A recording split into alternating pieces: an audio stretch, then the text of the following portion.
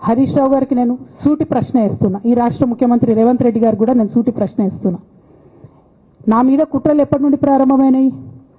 ఎప్పుడైతే హరీష్ రావు గారు రేవంత్ రెడ్డి గారు ఒకే ఫ్లైట్లో హైదరాబాద్ నుండి ఢిల్లీకో, ఢిల్లీ నుండి హైదరాబాద్లో ఒకే ఫ్లైట్లో వాళ్ళిద్దరు ప్రయాణం చేసి వచ్చినప్పుడు హరీష్ రావు గారు రేవంత్ రెడ్డి గారు కాలు పట్టుకొని సరెండర్ అయినాక ఈ కుట్రలు స్టార్ట్ అయినాయి, నా మీద ఈ స్టోరీలు స్టార్ట్ అయినాయి, మా కుటుంబాన్ని విడగొట్టాలనేటటువంటి కుట్ర స్టార్ట్ అయింది. నేను ఛాలెంజ్ చేస్తా ఉన్నా, రేవంత్ రెడ్డి గారు మీరు చెప్పండి, ఆ ప్రయాణం జరిగిందా జరగలేదా? హరీష్ రావు గారు మీరు చెప్పండి, ఒకే ఫ్లైట్లో మీరు రేవంత్ రెడ్డి గారితో కలిసి వచ్చిండ్రా రాలేదా? ఆ తర్వాత నుండే నా మీద ఈ కుట్రలు జరుగుతున్నాయా లేదా? సరెండర్ అయింది మీరు. ప్రతి ఒక్క విషయంలో దాదాపు ఒక 7-8 ఇష్యూస్ ఉన్నాయి, ఇన్సిడెంట్స్ ఉన్నాయండి. అఫీషియల్ పిఆర్ఓ ట్వీట్ చేస్తాడు, Congress party official PRO tweet చేస్తాడు, ముఖ్యమంత్రి గారు పిఆర్ఓ, ఈ పాల వ్యాపారంలో అవినీతి జరిగిందని. తెల్లారి 2-3 పేపర్లలో వస్తుంది, 3వ రోజుకి మాయమైపోతుంది. అదే కేటీఆర్ గారినేమో 3 సార్లు విచారణ పేరుతో పిలిచి వేధిస్తారు. అంటే కేసీఆర్ కుటుంబం నికార్స్గా బరిగీసుకొని కాంగ్రెస్ పార్టీతో రేవంత్ రెడ్డితో కొట్లాడుతున్నాం కాబట్టి మా మీదనేమో కుట్రలు జరుగుతాయి, మా మీదనేమో కేసులు పెడతారు. మీ మాత్రం 1 or 2 days హెడ్లైన్స్ వస్తే తర్వాత న్యూస్ గాయబవుతుంది. ఎన్ని జరగలే చెప్పండి హరీష్ రావు గారి విషయంలో? ఫస్ట్ పాల వ్యాపారం మీద ఏమొచ్చినాయి ఆరోపణలు? ఆనాడు బీఆర్ఎస్ పార్టీ గవర్నమెంట్లో SC ST BC హాస్టళ్లకు Harish Rao గారి పాల వ్యాపారం నుంచి పాలు సప్లై చేసిరనే ఆరోపణలు అయోధ్య రెడ్డి గారు ట్వీట్ చేసిరు. గతం 2 రోజులు పోయింది ఆరోపణ. ఎందుకు? సరెండర్. నెక్స్ట్ ఒక అభియోగం చేసిరు ముఖ్యమంత్రి గారు, రంగనాయక్ సాగర్ దగ్గర ఆయన ఫామ్ హౌస్ ఉంది, అది ప్రభుత్వ భూమి, కబ్జా చేసిండని. 1 day headline, 3rd day news గాయబ్. No case, nothing. కేటీఆర్ పరిస్థితి ఏంటి? ఎన్ని కేసులు పెట్టిరు కేటీఆర్ అన్న మీద? ఎన్నిసార్లు పిలిచిండు విచారణకు? ఇవన్నీ పక్కన పెడదాం, నిన్నటి లేటెస్ట్ ఇష్యూ మాట్లాడదాం. కాళేశ్వరం కానీ ఇంకోటి కానీ ఏ ప్రభుత్వంలో అయినా పొలిటికల్ పాలసీ చేసేవాళ్ళు, విధానపరమైన నిర్ణయాలు తీసుకునే వాళ్ళు ముఖ్యమంత్రులు ఉంటారు. కింద ఉన్నటువంటి మంత్రులు దాన్ని ఎగ్జిక్యూట్ చేయాలి. కేసీఆర్ గారు ఒక పాలసీ డెసిషన్ తీసుకున్నారు, నేను కాళేశ్వరం ప్రాజెక్టు కడతా, దానికి ఇన్ని డబ్బులు ఇస్తా అని. ఆనాడు మంత్రి ఎవరు? ఎగ్జిక్యూషన్ చేయాల్సింది ఎవరు? 2014 నుంచి 2018 వరకు తుమ్మిడిహెట్టి దగ్గర నుంచి మేడిగడ్డకు స్థలం మార్చినప్పుడు మంత్రి ఎవరు? ప్రాజెక్టులు డిసైడ్ చేసినప్పుడు మంత్రి ఎవరు? అన్ని మీటింగ్లు, టెక్నికల్ ఇష్యూస్ చూసుకోవాల్సింది ఎవరు? ఇవన్నీ రేవంత్ రెడ్డి గారు మాట్లాడారు. నేను మొత్తం అసెంబ్లీ స్పీచ్ చూడరు మీరు, వీళ్ళ మ్యాచ్ ఫిక్సింగ్ అనేది మీకు తెలిసిపోతుంది. ఏం మాట్లాడరు ఆయన. ఎంతసేపు కేసీఆర్ కాళేశ్వరం కట్టిండు, కేసీఆర్ కుటుంబం 1,00,000 కోట్లు తిన్నది. అరే 2007 నుంచి ఇప్పటివరకు కాళేశ్వరం 1,00,000 కోట్లు కూడా ఖర్చు కాలే. 1,00,000 కోట్లు ఖర్చు కాని ప్రాజెక్టులో 40 లక్షల ఎకరాలకు నీళ్ళీయంగా కూడా 1,00,000 కోట్ల అవినీతి అయింది అంటారు రేవంత్ రెడ్డి గారు. దాన్ని మళ్ళీ ఓన్లీ కేసీఆర్ గారి గురించి చెప్తారు, హరీష్ రావు గారి గురించి మాట్లాడరు. ఎందుకంటే ఇంటర్నల్ అండర్స్టాండింగ్ ఉంది వీళ్ళిద్దరికి. నేను రామన్నను ఒకటే రిక్వెస్ట్ చేస్తున్నా, అన్న ఇవాళ మీతో బాగున్నట్టు వాళ్ళు నటించవచ్చు, హరీష్ అన్న కావచ్చు, సంతన్న కావచ్చు, కానీ వాళ్ళు మన మంచి కోరుకునే వాళ్ళు కాదు, వాళ్ళు తెలంగాణ ప్రజల మంచి కోరుకునే వాళ్ళు కాదు, వాళ్ళు కేసీఆర్ గారి మంచి కోరుకునే వాళ్ళు కాదు. వాళ్ళను మీరు దూరం పెట్టి రాజకీయంగా తెలంగాణ రాష్ట్ర సమితిలో ఇప్పుడు బీఆర్ఎస్లో పనిచేస్తున్నటువంటి హార్డ్ కోర్ కార్యకర్తలను దగ్గరికి తీసుకొని ప్రజా ఉద్యమాలు తీసుకొని ప్రజల దగ్గరికి పోతేనే మన పార్టీ బతుకుంటుంది, నాన్న పేరు బాగుంటుంది. ఒకరిని ఇంకొకరు నవ్వుతూనే కడుపులో కత్తులు పెట్టుకొని కౌగిలించుకునే పరిస్థితులు ఈ రాష్ట్రంలో దాపురించినాయి. పాపం ఊరికే పోదు. పెద్దలు చెప్పిండ్రు, చేసుకున్న వాడికి చేసుకున్నంత మహానుభావ అని చెప్పిండ్రు. చేసిన పాపాలు ఎక్కడికి పోవు, ఖచ్చితంగా ఆ పాపాలు వెంటాడుతూనే ఉంటాయి. వాళ్ళు అనుభవించి తీరాల్సిందే. ఆయన వెనకాల ఈయన ఉన్నాడని, ఈయన వెనకాల ఆయన ఉన్నాడని నేను ఒక మాట చెప్పదలుచుకున్నాను. అంత చెత్తగాళ్ళ వెనకాల నేనెందుకు ఉంటానయా? నేను నాయకుడిని ఉంటే ముందుంటా, మా వాళ్ళకి తోడుకుంటా. వాళ్ళ కుటుంబాలు వాళ్ళు కత్తులతో పొడుచుకొని హరీష్ రావు, సంతోష్ రావు వెనకాల రేవంత్ రెడ్డి ఉన్నాడు అని ఒకరంటే, లేదు కల్వకుంట్ల కవిత గారు వెనకాల రేవంత్ రెడ్డి ఉన్నాడని. మీరంతా దిక్కుమాలని తెలంగాణ ప్రజలు బండకేసి కొడితే మీ వెనకాల ఎవడన్నా బుద్ధున్నోడు ఉంటాడా? అన్నం తినవాడు ఎవడన్నా మీతోని ఉంటాడా? నేను ఉండేది పాలమూరు జిల్లా 4 కోట్ల తెలంగాణ ప్రజల వెనుక ఉంటా, తోడుంటా, వాళ్ళ కోసం పని చేస్తా. నాకంత సమయం లేదు ఇంత పనికిమాలతో కలిసి లేకపోతే మీకు మీరే పంపకాలలో వచ్చిన పంచాయతీలు మీరే పొడుచుకుంటారు. మేము చూస్తే చాలు. జరుగుతున్న పరిణామాలు అందరికీ తెలుసు. దయచేసి మీ వివాదంలోకి మీ కుటుంబ పంచాయతీలను మీ కుల పంచాయతీలను మమ్మల్ని లాగకండి. మాకెలాంటి ఆసక్తి లేదు. మిమ్మల్ని ఎప్పుడో ప్రజలు తిరస్కరించిండ్రు. మీరు కాలం చెల్లిన 1000 రూపాయల నోటు లాంటోళ్ళు. కాలగర్భంలో కలిసిపోతుంది ఆ పార్టీ. ఒకప్పుడు జనతా పార్టీ కూడా గొప్ప పేరుండే, కానీ జనతా పార్టీ కనుమరుగైంది.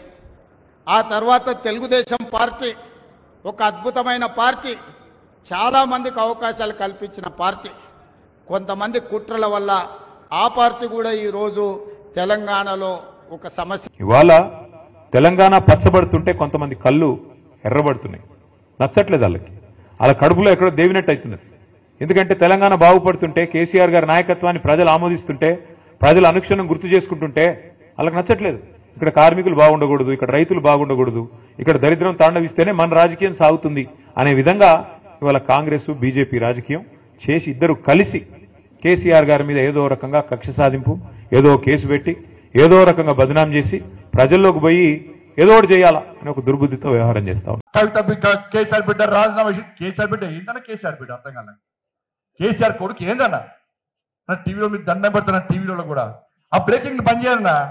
కవితక్క రాజీనామా చేస్తుంది, కవితకు సస్పెండ్ చేస్తుంది, అది చెప్పరాదు. దాంతో ఏమైందండి ఇవాళ చర్చ జరగాలన్నా? ఇలా కాళేశ్వరం ఇష్యూను డైవర్ట్ చేయడానికి బీఆర్ఎస్ పార్టీ అవినీతి పార్టీ అని చెప్పి ప్రజల్లో కూడా చర్చ జరుగుతున్నది. దాని నుంచి డైవర్ట్ చేయడానికి కాంగ్రెస్ పార్టీలోని కొంతమంది నాయకులు బీఆర్ఎస్ పార్టీ నాయకులతో కుమ్మక్కై ఇవాళ ఒక స్ట్రాటజీ, ఒక ప్లాన్ ప్రకారం ఆ ఇష్యూని డైవర్ట్ చేసి కవిత గారి ఇష్యూను ముందు తీసుకొచ్చి ఇలా కుటుంబం లోపల జరిగేటువంటి ఒక పార్టీ అంతర్గత విషయాన్ని ఒక సమస్యగా చర్చ జరిగేటువంటి అవకాశం ఇవాళ కొంతమంది ఇస్తున్నారు. ఇవాళ చర్చ దేని మీద జరగాలి? కాళేశ్వరంలో కేసీఆర్ కుటుంబం 1,00,000 కోట్ల అవినీతి పాల్పడ్డది. గొర్రెల స్కామ్ అయింది, బర్రెల స్కామ్ అయింది, చేపల స్కామ్ అయింది, విద్యుత్ స్కామ్ అయింది, ఫోన్ ట్యాపింగ్ స్కామ్ అయింది, ఈ ఫార్ములా స్కామ్ అయింది. వాటిలో కేసీఆర్ కుటుంబంలో చర్చ జరగాలి. ఇవాళ టీవీలు పెడితే కవితక్క ఎమ్మెల్సీకి రాజీనామా, కవితక్క పార్టీకి రాజీనామా, బీఆర్ఎస్ వాళ్ళు సస్పెండ్ చేసిరు, బీఆర్ఎస్ వాళ్ళు ప్రెస్ మీటింగ్ పెట్టి తిడతారు, వీళ్ళు వాళ్ళని తిడతారు, వాళ్ళు వీళ్ళతారు. దాంతో తెలంగాణ ప్రజలకు ఏమైనా ఉరుగుతుందా? ఏం పెడతారు మీద అయిపోయి మర్చిపోయారు. 2500 మర్చిపోయారు. వీళ్ళ కాంగ్రెస్ వాళ్ళకి ఏంది?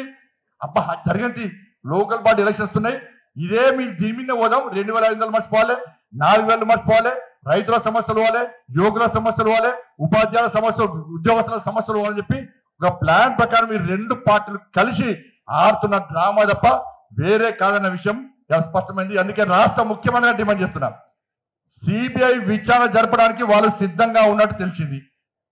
మీరు దయచేసి ఒక లీగల్ ఒపీనియన్ తీసుకొని, ఏదో వాళ్ళ కుటుంబానికి సంబంధించిన ఇష్యూ అన్న పంపించిన వాళ్ళంతా బాగానే ఉన్నారు, రేపు కవిత కూడా బాగానే ఉంటుందని అనుకోవాలి మరి లెక్కన. ఎందుకంటే టీఆర్ఎస్లోకి వెళ్ళి బయటకు వచ్చిన వాళ్ళు ఎవరు నష్టపోలేదు, ఎవరు పోరాటం వాళ్ళు చేసిరు, నిరూపించుకున్నారు, వాళ్ళ సొంత కాళ్ళ మీద నిలబడ్డారు. రేపు ఏమవుతుందో చూద్దాం. నిన్ననే నా అధ్యక్షుడు చాలా స్పష్టంగా చెప్పినాడు, అవినీతి పరులకి భారతీయ జనతా పార్టీలో స్థానం లేదు, చాలా స్పష్టంగా చెప్పినారు.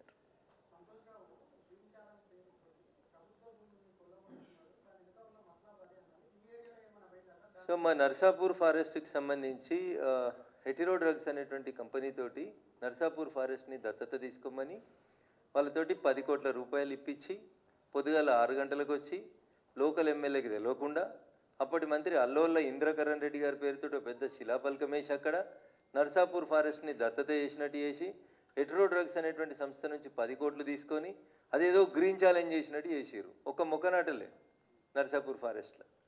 దానికి ముంగట పునాది రాళ్ళు వేసి కట్టేసి చిన్న గోడ, 1 ఫీట్ గోడ కట్టి దానికి తెలంగాణ ప్రభుత్వము అటవీ శాఖ అనేది ఒక బోర్డు పెట్టుకున్నారు తప్ప హెటిరో డ్రగ్స్ వాళ్ళు ఇచ్చిన 10 కోట్లు ఏడిపోయినాయి, నాగార్జున గారు ఇచ్చిన పైసలు ఏడిపోయినాయి, ప్రభాస్ ఇచ్చిన పైసలు ఏడిపోయినాయి, అసలు సంతోషరావు గారి ఆస్తులు ఎట్లా పెరిగినాయి అనేది ఒకసారి నిజంగా ప్రభుత్వం ఆలోచించాలి.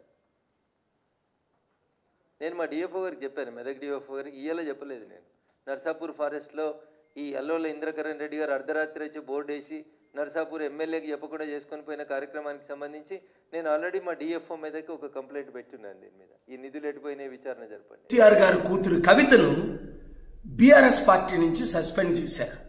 తనైతే బీసీల కొరకు పోరాడతానంటారు. నిజంగా కవిత, నువ్వు బీసీల కొరకు పోరాడాలి అంటే బీసీల ఏకైక పార్టీ ఇప్పుడు ఉన్నది ప్రజాశాంతి పార్టీ మాత్రమే. రా, ప్రజాశాంతి పార్టీలో చేయి కలుపు. నువ్వు బీజేపీ పంపిన బాణము కాదని రుజువు చేసుకో. బీజేపీ రామచంద్రరావు గారు ఆర్ఎస్ఎస్ బ్రాహ్మణుల పార్టీ అంటున్నారు.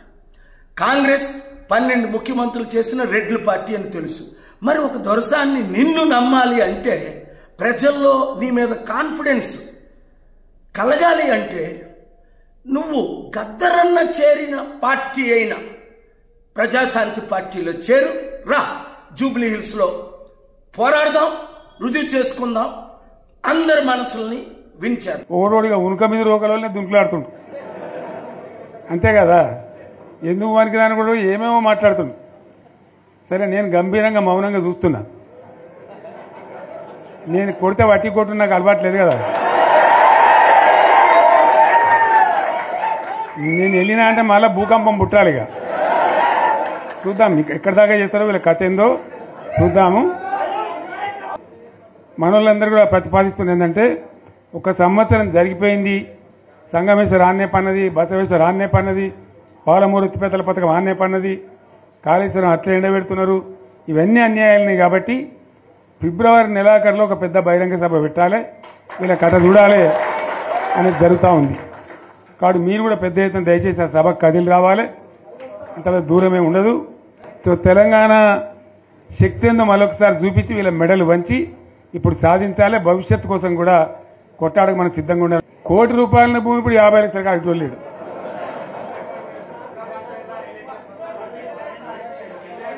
ఈ ఒక్కని బాధగా వచ్చారు హైదరాబాద్కి. అందులోకి 2 ముస్లిం సోదరులు వచ్చారు. साहब सोप तबाह हो गया, इफलासी मुफ्त क्या तब होगा, तुम्हारा क्या हो, तुम हैदराबाद में तुम लोग हैं.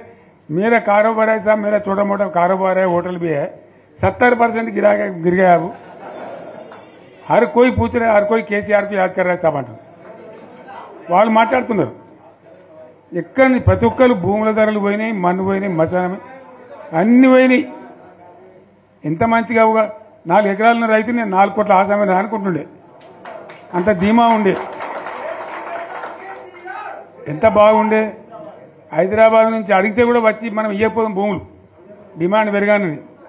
అంత బ్రహ్మాండంగా మారుమూల ప్రాంతంలో కూడా 40 లక్షలు 50 లక్షలు ఎకరానికి ఉండే. అటువంటిది సగానికి సగం పడిపోయి మొత్తం నాశనం చేశారు. వీళ్ళని ఇట్లే వదిలిపెడితే ఇంకింత నాశనం అవుతుంది. కాబట్టి మనం కొట్లాడాల్సిందే. నేను ఇంకొక మాట మీకు చెప్తా. ఎలక్షన్లలో నేను మస్తుగా చూసిన 50 ఏళ్లలో పార్టీలకు వెళ్తాయి, ఓడతాయి.